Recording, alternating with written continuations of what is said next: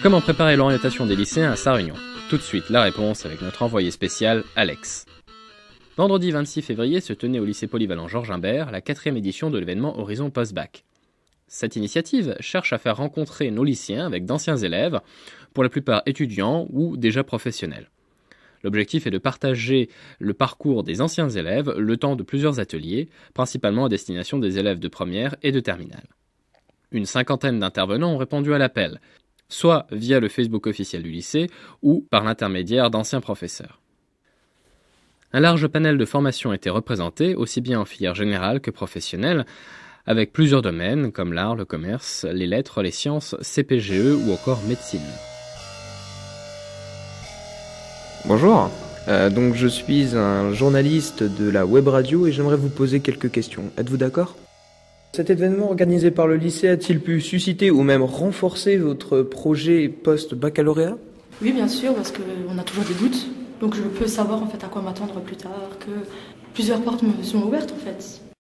Renforcer absolument, enfin même susciter quelques idées l'année dernière, puisque en première et en terminale on a accès à Horizon Post-Bac et confirmer, oui, là les élèves m'expliquent les choses, on peut leur poser des questions d'élève à élève, on a une relation vachement plus intéressante qu'entre un élève et un morceau de papier ou un professeur qui nous explique une école.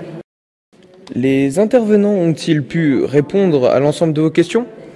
Oui, combien d'années ça prenait pour être prof ? Donc on a les 3 ans à la fac, après on doit passer un master et après on serait par exemple dans un collège.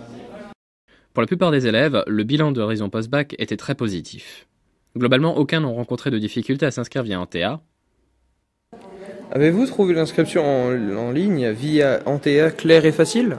Tout à fait. C'était rapide, clair, c'était absolument génial. Oui, très clair et très facile.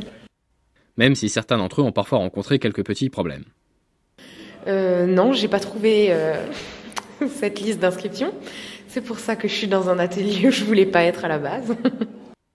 Le bilan est également très positif pour les intervenants.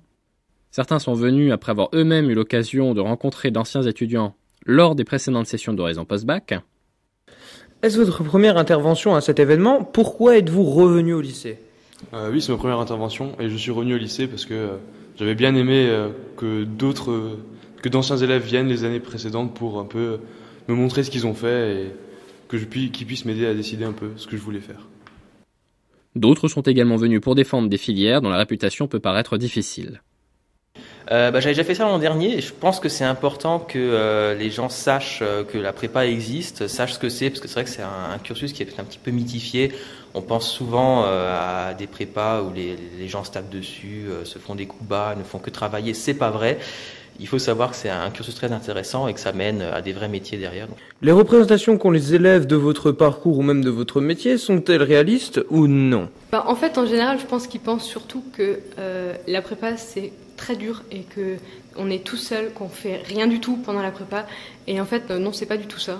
Et en fait, j'ai envie de donner un peu envie aux gens aussi de venir, parce qu'au final, c'est pas du tout comme on l'imagine. Moi, j'avais super peur avant d'aller en prépa. Quand on me parlait d'école, ça me terrorisait d'être tout seul comme ça avec un prof, faire des exercices au tableau, à l'oral. Et au final, en fait, on s'y fait et ça apporte beaucoup et c'est pas si horrible que ça. On survit, il n'y a pas encore une mort. Donc. L'organisation a été jugée très bonne. Pour moi, de mon côté, étant donné que c'est ma première intervention, je n'ai rien à redire. Je pense que le fait qu'on a eu l'idée de partir ça par secteur après, donc de domaine kinésithérapie, domaine PACES, domaine préparatrice en pharmacie, et donc après on a pu s'entretenir avec les personnes intéressées par chaque domaine.